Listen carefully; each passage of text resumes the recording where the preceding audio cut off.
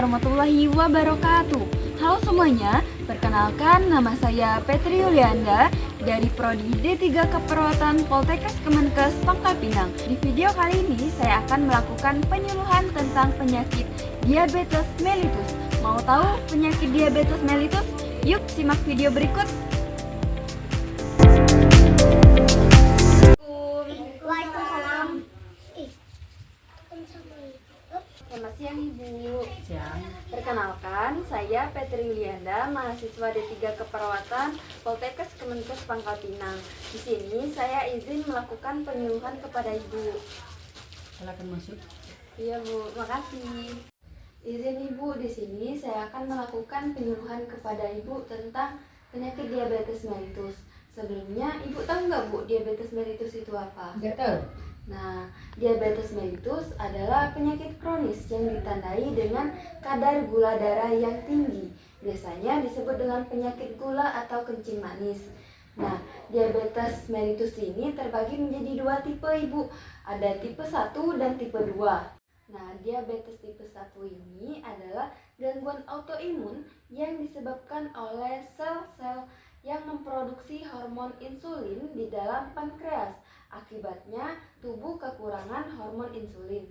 Nah, diabetes tipe 1 ini biasanya penyakit gula ini terdeteksi pada anak-anak ataupun remaja. Nah, tugas ibu sebagai ibu rumah tangga harus menjaga anak-anak ibu agar tidak banyak mengonsumsi gula ataupun biasanya makanan-makanan dan minuman yang mengandung gula yang terlalu tinggi. Nah, selanjutnya ada diabetes tipe 2.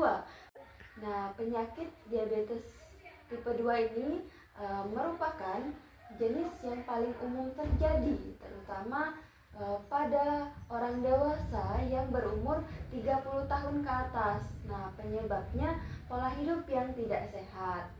Apa yang maksud pola hidup tidak sehat? Nah, pola hidup yang tidak sehat itu seperti kurangnya mengatur pola makan atau pola makan yang lebih banyak mengonsumsi gula perharinya, dan juga kurangnya beraktivitas fisik.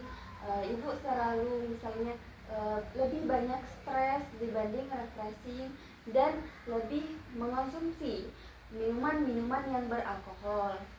Nah, yang paling utama, Ibu harus mengenali gejala dari penyakit diabetes mellitus ini. Ada dua gejala Ibu. Yang pertama, ada gejala umum atau gejala yang sering terjadi. Yang kedua, ada gejala tambahan. Nah, maksudnya dari gejala yang sering terjadi seperti mudah haus ataupun mudah lapar, mudah kencing per jamnya, dan penurunan berat badan tanpa sebab. Nah, selanjutnya ada gejala tambahan seperti mudah mengantuk dan lelah, pandangan kabur, luka susah sembuh, sering mengalami bisul yang hilang timbul, hipotensi, dan gatal di area kewanitaan.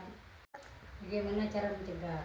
Nah, cara mencegah penyakit diabetes mellitus ini, yang pertama, rutin beraktivitas fisik 30 menit per harinya. Maksudnya yaitu ibu misalnya harus lebih sehat ataupun lebih beraktivitas seperti lari pagi ataupun lari sore.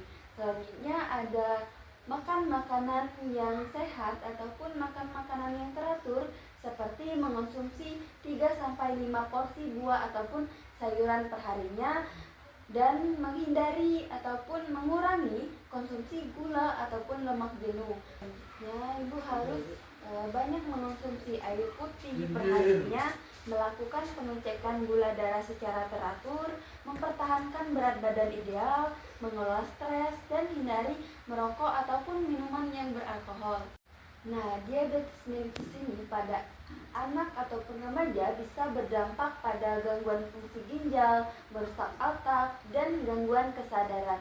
Nah, tugas ibu sebagai ibu rumah tangga harus mengawasi keluarga ibu, terutama anak ibu, dalam mengonsumsi gula ataupun mengonsumsi makanan ataupun minuman yang ada di toko yang mengandung gula yang lebih tinggi.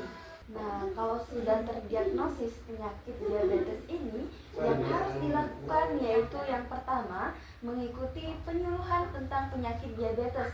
Contohnya seperti posbindu yang ada di desa ataupun di klinik ataupun puskesmas. Selanjutnya, melakukan aktivitas fisik secara benar dan teratur dengan menerapkan prinsip BBTT, yaitu baik, benar, terukur, dan teratur.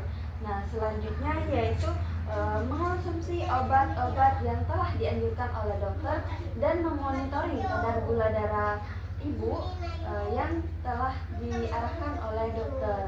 Nah, dari penjelasan saya, apakah ada pertanyaan, Ibu?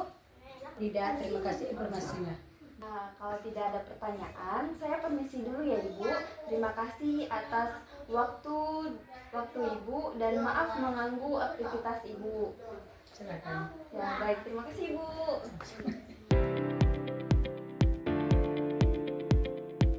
Sekian video dari penyuluhan saya. Mohon maaf apabila ada kata yang salah. Saya akhiri. Wassalamualaikum warahmatullahi wabarakatuh.